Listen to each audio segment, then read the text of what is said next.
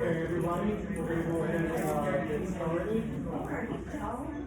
First of all, you've all been handed a small index card. Please, if you have any questions during the presentation, just write down your card and those will be collected at the end, and we will get those addressed as soon as we can. So first, for those of you who didn't catch my name at the last presentation, I am Jeremy Bridges, Program Monitor with the Governor's Office on Affairs. I oversee Region 2, and we are here today to discuss the GOEA policy and procedure manual. Let's get started. First, you can always locate the most recent copy of the procedure manual at our website. That is found at goea.la.gov. Now, what is the purpose of the policy and procedure manual? In short, it serves as a roadmap for each council. It lets you know the who, what, when, where, and how of everything we ask of each council. It lets you know how to do things, the exact correct way to go about it, and what is due to us and when. Now, we're also going to be touching on TAMs, which is short for Technical Assistance Memorandum. Now, the Governor's Office will be issuing TAMs every time there is a change to the procedure manual. And in the upcoming calendar year, 2024, there will be many new TAMs issued about policy changes. So we want you all to make sure to keep an eye out for those. Jeremy, what is the latest updated date for that document? Right now, for the procedure manual, we have the 23-24 copy available on our website. And it will be updated as needed. You can always find the most recent updated version at the website I just And we mentioned. can use that now? Correct.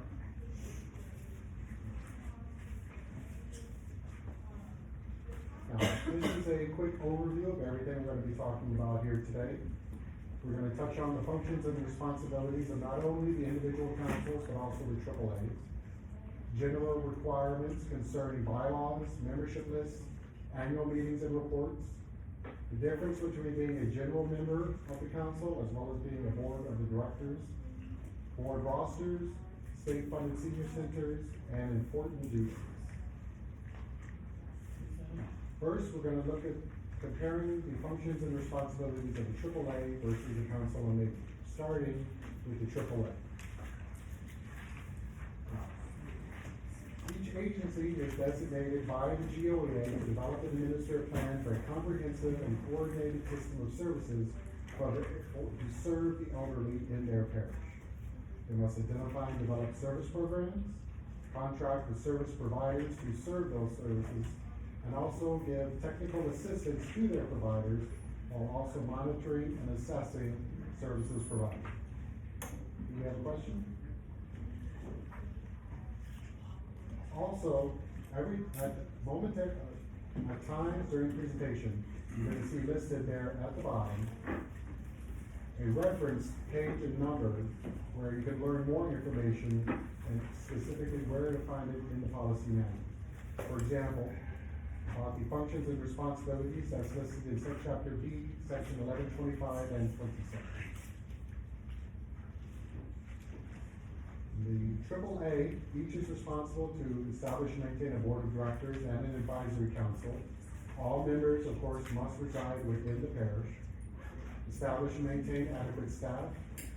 plan social, health, nutrition, and in-home services to meet the current and future needs of their clients, contract with service providers, develop procedures for handling complaints, provide technical assistance to their service providers, maintain accountability for all funds that are awarded to them by contract, train and develop their staff for the needed implementation of the area plan, prepare all necessary reports and submit them in a timely manner to the GOEA, as well as coordinate with other programs that serve the elderly to assure a comprehensive service delivery system. Some of the administrative responsibilities for the AAA is that each AAA is authorized to plan and administer under contract the following programs we see listed here. Each should follow both federal and state law, as well as policies spelled out within the Policy and Procedures Manual. Now, the 4 programs we see listed here are Title 3B, Supportive Services, 3C, Nutrition, 3D, Disease Prevention and Health Promotion, and 3E, National Family Caregiver Support.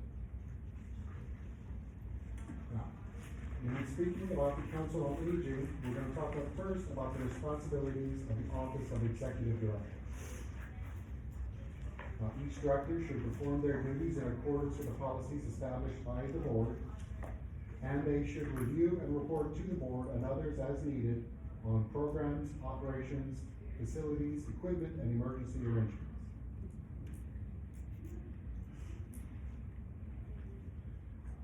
The duties and functions of the Council on Aging.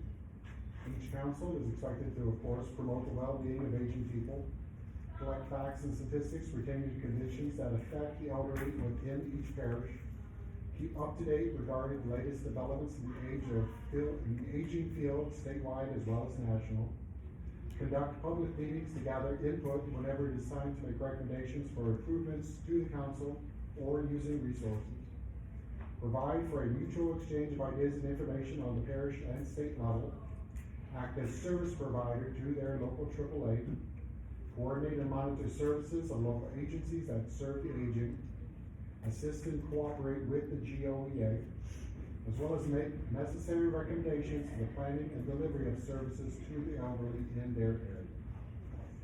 And all of this is in Chapter C, Section 1151. When comparing the administrative and personnel responsibilities of a council, we're going to start by looking at the administrative responsibilities. Each council is expected to keep records and reports to establish and maintain within the council concerning their total operation to satisfy both legal requirements, but also to use as a council management tool. Now, what records are we talking about? These are all records and policies set forth by the board, minute meetings, both board and subcommittees, personnel and fiscal records, correspondence, safety, fire, public and health inspections, accident reports, and statistical annual reports. Now, on the personnel side, each council is expected to handle both staffing and staff supervision, training, personnel policies, practices, and procedures, hiring practices, job descriptions, employee records, and evaluation.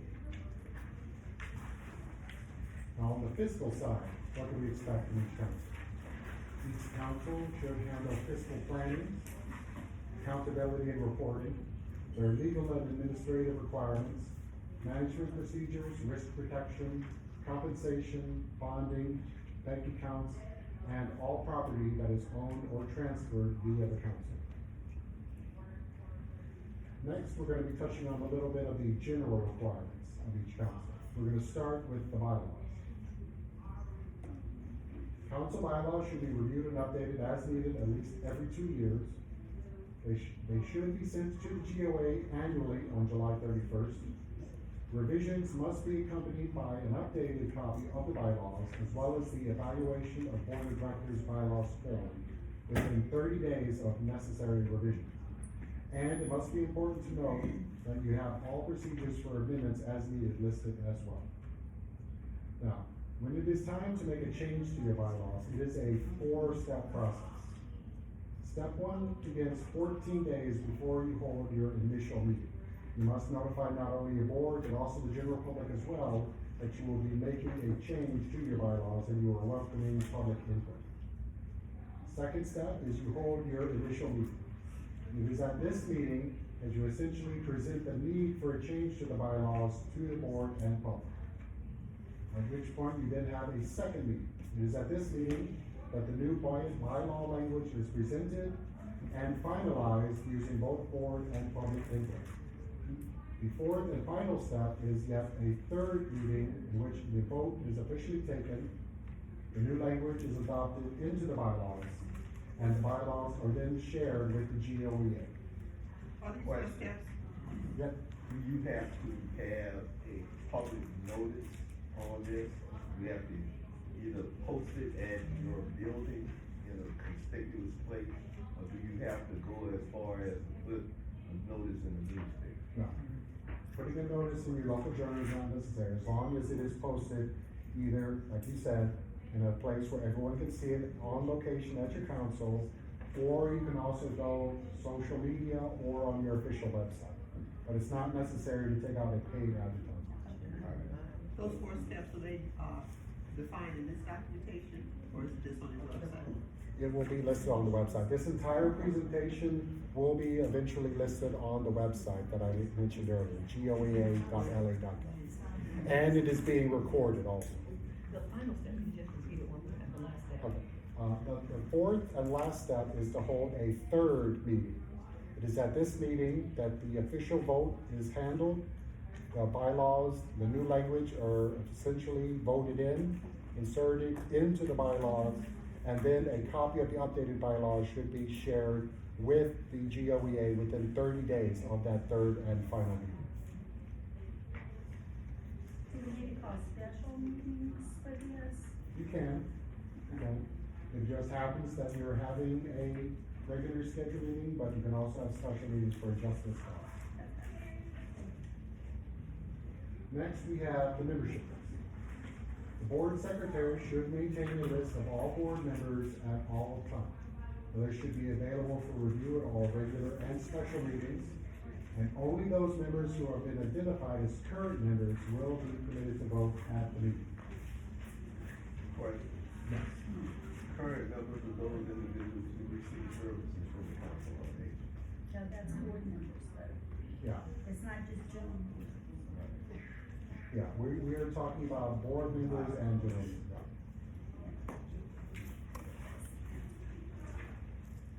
Annual meeting. Of course, each council will hold its annual meeting of its general membership for the purpose of nominating and electing new board members, receiving and presenting reports, and conducting any new and old business. Now, how do we prepare for an annual meeting? This is a process we're all very familiar with. It all starts 21 days prior to the date of your annual meeting. Each council should advertise either on their official website, social media, or in print the upcoming annual meeting. Now, it used to be mandatory that you had to take out an advertisement in your local paper concerning the upcoming annual meeting. However, that is no longer mandatory. If you wish, you can simply create the ad and place it either on your official website or your social media, such as Facebook. However, if you feel that taking an ad out in the paper is still the best way to reach all of your members, it is still an option that you can do. It is just not a mandatory option. It is optional. And of course, the council should have an annual membership drive, which will close 14 days prior to the date of the annual meeting.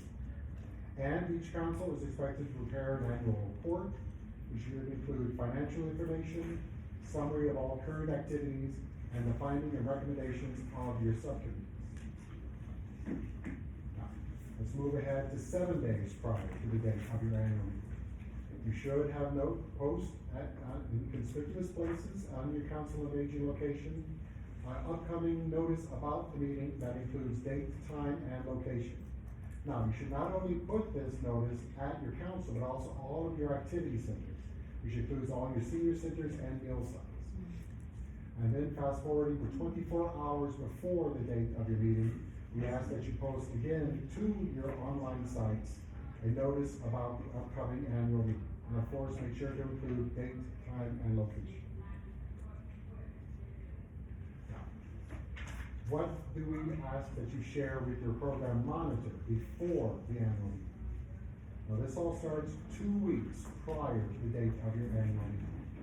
We ask that you send to your monitor the meeting agenda, your director's report, and your current board roster, as well as a copy of the advertisement that you created to let the public know about the upcoming meeting. And we also ask that you share this document here. This is the annual membership meeting checklist. Now, the checklist not only serves as a tool to make sure that you've got everything done that you need to before the date of the meeting, but it can also serve as something to remind you about what is due and when. Because it is very important to note that if necessary documentation is not shared with your monitor within the timetables we just discussed, then there is a very real possibility that your annual meeting will not be recognized as valid, and it will have to be rescheduled and held in second. So let's make sure we get all those important paperwork done in time. Now, we've all had lots of annual meetings where it was just me and the board members. We of course want to have lots of community input. We want to have lots of turnout at these annual meetings, so how can we help make that happen? Well, first, of course, is time. Choose a convenient time for your annual meeting. Of course, meal times are always a popular time because people are already coming to the council for the congregate meal. Might as well stick around and learn a little bit more about how their council works and give their input to their board. Or perhaps have a raffle or a prize be given away at the end of your meeting. I was recently at a council meeting where they were raffling off bags of groceries. Each bag had a specific theme. There was one for fruits and vegetables, there was another one for pet care, and they had a very good turnout with that. Another thing is to try to offer transportation when we can. I'm sure that there are a lot of members who would love to be able to attend the meetings, but perhaps they don't have a vehicle or they cannot drive themselves. If you can offer transportation, that is something we highly recommend. Or perhaps there's a local organization that you can partner with that might be able to help on that side. Perhaps there is a local church that has a van or a bus that would offer to shuttle people to the meeting. Or perhaps there's a local medical facility that might be willing to offer free flu shots to anyone who showed up to the meeting. But the most important thing is that you are letting your members know that you are hearing them and you are responding to their needs. Now, we're going to compare being a general member of the council to being a member of the board of directors, starting with general membership. Membership, as it was mentioned earlier, is open to all residents over the age of 18. Applications should always be available at each council location. Membership fees are never charged. Each council should hold an annual membership drive, and current membership lists should always be maintained at each council office. And if council staff is a member of the council, then they are not allowed to vote at the annual meeting. The person who works in the kitchen, the person who handles transportation, anybody who is salaried by the council cannot vote at the council meetings. Question. Yes. General membership list. What kind of general membership list should you maintain? Should you just take those individuals who come to the meal site, who sign up and go to the senior center and have a list like that? Or do you have to go out and create a general membership list? Because with 80,000 individuals in one particular location, like the city of New Orleans, I don't see us maintaining a list of everybody over the age of 60 that provides service. Well, that again is something that we would probably leave to the discretion of the council. Howard, on your assessment, where it says, would you like to be a council on aging board member, you either accept it or you don't, keep a list like that. But that's a general, this is Yeah. a general member, and these people are in the 18. Oh, yeah, but I still Yeah, I use that. The list of. Well, at one time, I 30 years ago, we used to get a little card, saying you'll go. There are definitely some, for some councils, maintaining a list of everyone who uses their services definitely easier than other councils, but we definitely ask that you try your best. We know that all these councils are mostly run on a volunteer basis. People are there trying to serve their community, and we know that you are doing the best at all times. So that's all we ever ask. Excuse me. Yeah. Are you saying that as an employee, I can't vote at the general membership? Yeah. Well, anybody who is anybody who works at the council is on staff. Cannot vote at the council. They cannot, when it's time to, vote for, somebody like floor nominations or to vote for the passage of something, yeah, they are only non-staff general members can vote. But volunteers Well, if they are not salaried staff, yeah. Yeah, you can either get a paycheck or you can get a ballot, but not both. Now this is a sample of a membership card that if you want your council to print out and share with your members, you can. That's the one. Yeah. Do y'all provide those or we make them ourselves? We asked that the council would have to produce them themselves.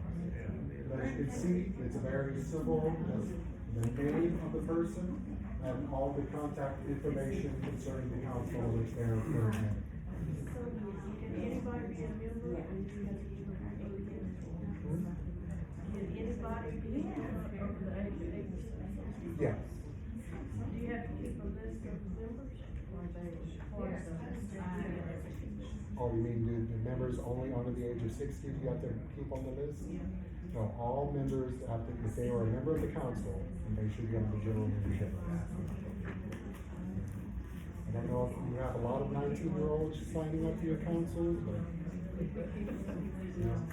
Yeah, that fact always takes me a little aback as well. You don't play favorites. Alright. Next, we're gonna be talking about the board of directors membership. Now, as it was mentioned earlier, each board of directors should have no less than 11 members, but no more than 21. And if at any time those numbers are not respected, then there is a very real possibility that your board of directors will not be considered a legally constituted board. And of course, your bylaws should spell out exactly the number of members you should have at any time. Board members are. So if our bylaws state that we have 13, but we lose one, we're still in compliance with state. Yes, you have a timetable to But find we and have to replace. get one within 60 days. Correct. Board members are elected by the general membership at the annual meeting, and voting is always done in secret. Ballots are prepared from a list of nominees, and those ballots are always counted in full view of the general membership. Members of the board are elected to 3-year terms. Terms begin and end in the month in which they are elected. Temporary replacements should be made within 60 days, and each officer shall be elected by the members of the board at the first meeting following the adjournment of the annual. If you have your list of board nominees, and you don't have anybody who's running against it, Yep. you need to have a secret ballot. We do suggest that they have a ballot. I mean, I know it sounds silly, but these are the rules that we ask people to follow. I have seen lots of meetings where it was me, the board of directors, and everyone who was up for a second term. There was nobody running against them, but, rules are rules, that's all we can say. It may sound like a waste of a perfectly good index card, but it's something we ask for. Okay, we had one person one time said that the ballots after they're counted should be destroyed. Do we destroy them or not? No. Okay. No one's ever asked that question before about what to do with the ballots. I had a board member, actually, the board president at the time, said it's supposed to be back to the office and destroy it. And I said, well, I think we can, but I just never heard officially. Well, that is, supposed to be destroyed. They're all supposed to be destroyed. I'm not, Maybe get a ruling to do that. All you have to do is you have to make a synopsis of it, and that With everybody's name on it. again, that, I don't think that there's any kind of official rule concerning about what to do with the ballots. That is probably something we. If you have never had any issue whatsoever with someone wanting to recount and redo your efforts, then you will be safe destroying those. I can see you doing a synopsis of what votes for each one, I can see that as some kind of record. just to have a record.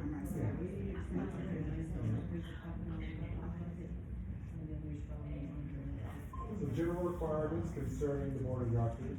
We want parish-wide representation on each board. Business and financial management is key, because some of these councils are nothing less than major corporations.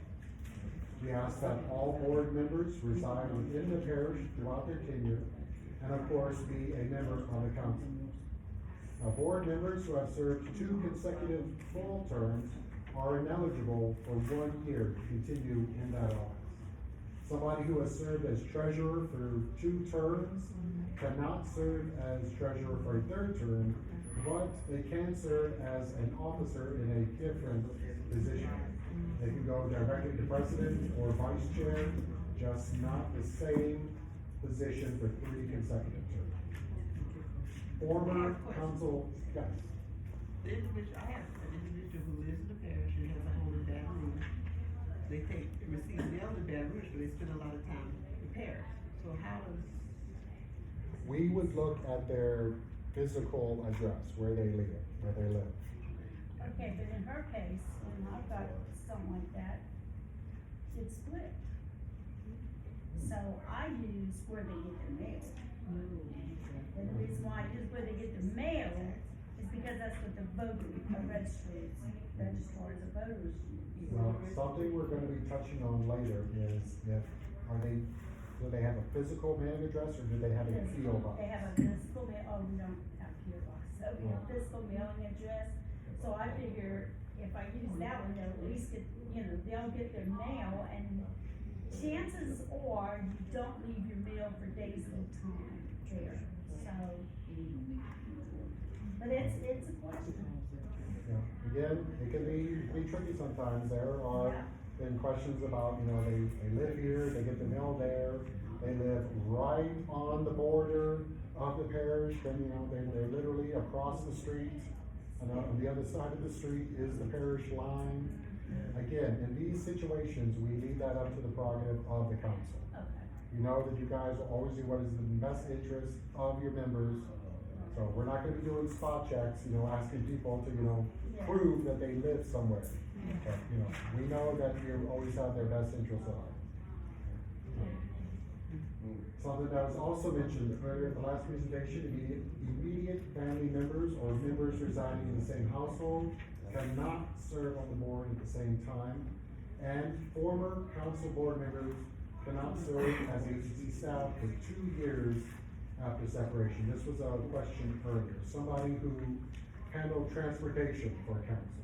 Let's say that they want to quit and run for board president. They have to wait for 2 years after leaving staff to be able to serve on the board. And that goes both ways. The treasurer must sit out 2 years before they can become kitchen staff. Now, board of directors is made up of the president or chair, vice president, vice chair, and secretary and treasurer. Now, if it is spelled out in your bylaws, the offices of secretary and treasurer can be combined.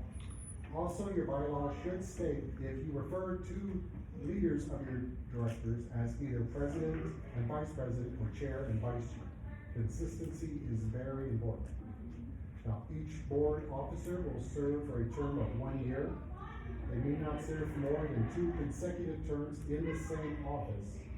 And all vacancies of the board officer should be made within 30 days. Now, we're gonna do a quick quiz here about some of the things we just discussed. How many days before the date of your annual meeting must the council publicize their upcoming annual meeting? Excellent. What is that? 21. Okay, question number 2. How many board members are required to be considered a legally constituted board?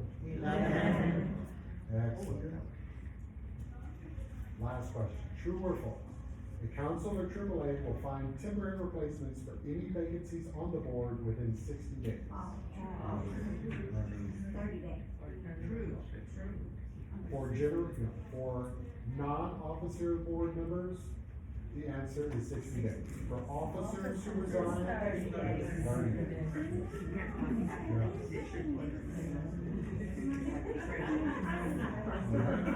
Now we're gonna do a quick review of board rosters. Now, board rosters are due to your monitor within 30 days of the date of your annual meeting.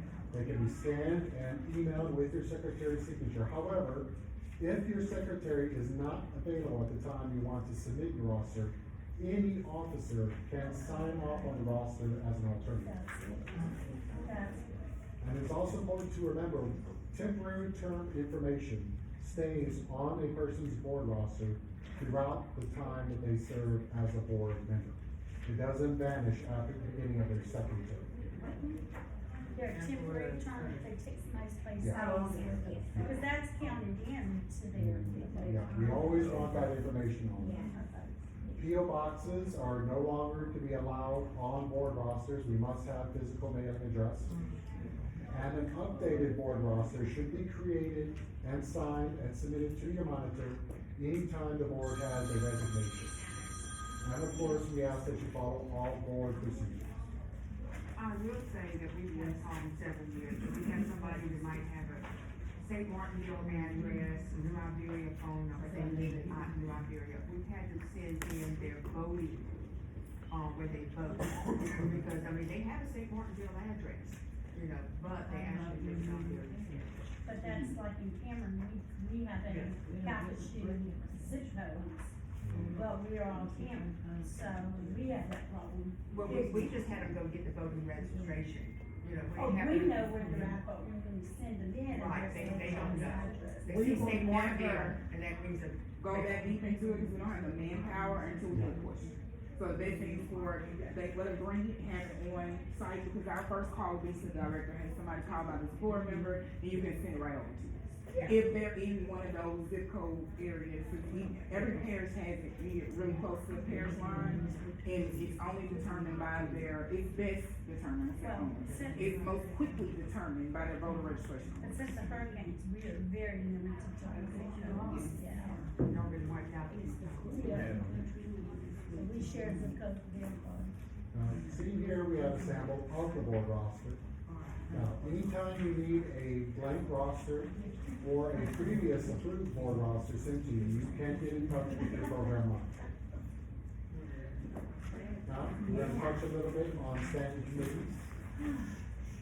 Each board is expected to establish the following subcommittees at their first meeting following their annual. We have the executive, board development, personnel, finance, and ad hoc. And the list of all of your committees and the members are also due to your monitor 30 days after the date of your annual meeting.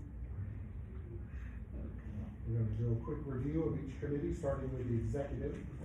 Now, this will be composed of officers and others that the board designates, and they essentially serve as leader of the committee because they have the authority to make any necessary decisions that will be delegated to the board. Next, we have board development. Board development is elected by the board, but they also elect their own leader. This committee nominates temporary replacements to fill any vacancies on the board that may pop up. They prepare and present a list of nominees for the board to be voted on. And also, at the annual meeting, they develop a list of nominees for any officers that the board will need to vote on. Question. If you have an issue that comes up that's an emergency, that's dealt with by the executive board, don't they have to give concurrence to the board at the next meeting, agreeing with the position that they took? Yeah, it is something that they do have to present to the board. I mean, they don't get to make the decision themselves. It all depends upon the vote of the board. They can definitely present, create, but it will be a group decision when it comes to the. If it's supposed to be an emergency where there's no time to consult, then they have to make a decision on something. And of course, to me, they still have to take it before the board as a whole and present it, that they did this. Well, if we are talking about an emergency situation, Yeah, that's what I'm then talking about. in those situations, we can give you some leeway. I mean, that's why we have the emergency preparedness plans, that's why we have these, plans already put into place for just such an occasion. But to answer your question, if it is a time of emergency, then they don't have to worry about calling the meeting, and having a vote. They can just go ahead and get that emergency addressed right away and just take the vote at the next available year's meeting. Moving on, we have personnel. Personnel will be appointed by the board president. This committee is charged with interviewing and recommending candidates for the executive director's position. They also recommend salaries and any necessary adjustments for the position of executive director. So the personnel committee only handles the director. Yep, that is correct. Wow. Employee policies that across the board affect your council on aging are established by your board. But POA employees are the responsibility of the director. Right, but they were looking at all the policies, that just says, just the executive director. Yeah, interview and recommend candidates for just the executive director. Okay. Finance committee will consist of the treasurer and other members appointed by the board president, but this committee will be led by the treasurer. This committee will develop fundraising activities and prepare and submit any necessary budget reports following the fiscal year for approval by the board. We also submit financial reports and amendments to the budget for any current fiscal year. And as I was also mentioned, ad hoc committees. These are essentially special project boards that are created as needed, usually to oversee large things happening with maybe improvements to a mill site or perhaps a large purchase like a new delivery van. Ad hoc committees are created as needed to oversee these projects. So I foresee that one can't be turned in 30 days after the meeting. Yeah, these are committed, as they present themselves. Right, okay. Can you have advisory committees that have members, people on it that are not board members? Just the general, just general membership? Yeah, that would be a different, because we do have advisory boards, which have different people. Okay, This is and they're not, board. right, and they're not board members. This is the board. And here we have a sample of a standing committee list, which is due to your monitor at the same time as your board roster after the date of your annual meeting. Now, we're gonna touch on a little bit about state funded senior centers. The senior center serves as a focal point where older adults can come together with services and activities that reflect their current experiences and skills, respond to their diverse needs, enhance their dignity, support their independence, and encourage involvement not only within the center, but in the community at large. To participate, they simply have to be eligible as they are over the 60 years of age. And if a person is over the age of 60 and resides within their parish, then their spouse can automatically become a member as well, regardless of the spouse's age. Now, a few minimum requirements for senior centers is that they must provide nutrition services, transportation, education and enrichment, information and assistance, wellness 3D, and health promotion and disease prevention. Also, we ask that each senior center serve an average of 20 participants per day, operate for 5 days a week for no less than 4 hours each day. Now, if a center is not able to provide one or more of the services you see listed here, they would in fact be considered a satellite site. And if a center is created only to serve meals, then they are considered a meal site. Wait, go back to that one. Okay, so, wellness B is, 3B is not in our hands anymore.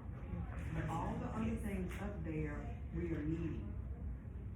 I'm sorry, disease prevention, that would be 3D, I'm sorry, that would be 3D. We're not meeting on the requirements, so that would not be considered a senior center? No, it would be considered a senior center satellite site. So you wouldn't even have one senior center if you don't. You have to have at least one. Yeah. You have to have at least one. But if you're in a multi-parish planning and service area, the minimum requirement obligations are more than likely met in the service area. In the service area somewhere would be. Okay, so that would be. Yeah, So you'd be. cause we have had a matter of balance there, but that doesn't mean we're gonna get it every year. Yes. The standards for senior centers include having written goals and objectives, participating in community planning, clear personnel policies and procedures, a broad range of activities, a calendar of events, and ensure that all employees are trained in first aid, CPR, and bloodborne pathogens. Now, the bloodborne pathogen kits should be available at each senior center. Whether we ask that each center have posted or available, each senior center should have posted in plain view their compliance with current state and federal labor laws in connection with ADA, their code of conduct, and evacuation procedures. We also ask that each center has available and ready for review their rules and regulations, goals and objectives, mission statements, grievance procedures and forms, emergency preparedness, their menu, calendar of events, and donation amounts signage. Go back to the aforementioned of a senior satellite site. To give the official definition, a senior center satellite site is an activity site which meets less than minimum standards required for a senior center and is under the direction of a GOEA contractor or subcontractor. All senior centers may be required to use the following two forms we're going to talk about: the evaluation form and waiver request. First, we're going to look at the evaluation form. Now, if a senior center receives GOEA funds, which they use for anything from meals to salary, then an evaluation form is required. It should be filled out annually by your site manager, and even though it can be filled out at any time during the year, it is due to GOEA by June 30th. And once it is filled out, it can also be scanned and sent via email. Now, the waiver request form. This form is for senior centers only that do not meet minimum requirements. These requirements include the dates that we mentioned earlier, about 5 days, 20 participants, and 4 hours. This request form must be submitted annually by June 30th, and satellite sites and mill sites are not required to submit a waiver request. It is important that both pages of the request form be filled out before scanned and sent to your monitor. Now, we're gonna have another quick quiz here. I'm going to describe a hypothetical situation, and I want you to let me know what type of site this would be considered. First, we have a South Louisiana site that does not provide transportation or information and assistance. What type of site would this be considered? That is correct. Next, we have a York, Louisiana site that provides only meals. What type of site? Easy. A West Louisiana site can provide the required services. However, they are located in a small country town that can only have the resources to stay open for 3 hours a day. What type of form would be necessary, and what type of site would this be considered? This senior center site would need a waiver request. Now, here we have a quick list of important dates concerning documentation and when it is due to your monitor. We have the evaluation and waiver request forms due annually by June 30th. Succession plan certification by July 1st. ADA compliance, nepotism, 3D, and insurance certification all due on July 15th. And bylaw certification due annually by July 31st. Are those forms or blanks on the website? Thanks, they're loading them for us. Yeah, Good. Lauren, new information is Lauren is here, being she's uploaded. loading these documents as we get to them. Good. Our forms, I think, are rolled off. Yeah. That old. Now, Yeah. concerning the documentation and due dates, it is important to remember when your annual meeting is approaching, we want everyone to make sure that they get the necessary reports and information to us within the timetables we just talked about. Because the upcoming calendar year 2024, once the council has submitted all the necessary paperwork to their monitor before the dates that they are due, they will receive a annual meeting certification form. This is essentially paperwork to let you know that everything that is due, everything we need has been submitted on time, and you can go ahead and move with having your annual meeting. Alright. Is there any questions? Now y'all grab me all these questions, y'all ain't no questions for Jeremy. And I got some questions for Jeremy. Did I miss it? Because I was late. Oh, we ask questions after you. Yeah. What do you mean? Sorry, you was given one. Yes. Well, executive directors, there are models for abilities models for executive directors. Benefits for executive director position. I don't know if there is a model offhand. Human resource related? Yes. Like job position, human resource related? No. No. That would be up to the board to establish. Yeah, that would be a description we would expect each council to tackle individually. Well, they can if like, post something to them, and if they say, send us, bring us something, then you can. But it's gotta be approved by the agency, the board just reviews it to make sure it meets the plan, and if they approve it. Okay, I think we have another question right here. If our annual meeting is the first Monday of July, we have to have all of these sent in, like even though they're not due to the 15th, we have to have them sent in at least a month prior. It is 21 days, there are things that are due 21 days before, 14 days before, things that you have to do 7 days, 24 hours. It is documentation that is due, also things we ask you to do, like taking out tags. Right. Yeah. But I'm just talking about these forms that we have to send in. Some of the due dates are not until like July 15th, but we're in the process of changing our annual meeting to the first Monday of July. We won't approve that for you. Which council is that? You want to approve? You wanna change it in writing?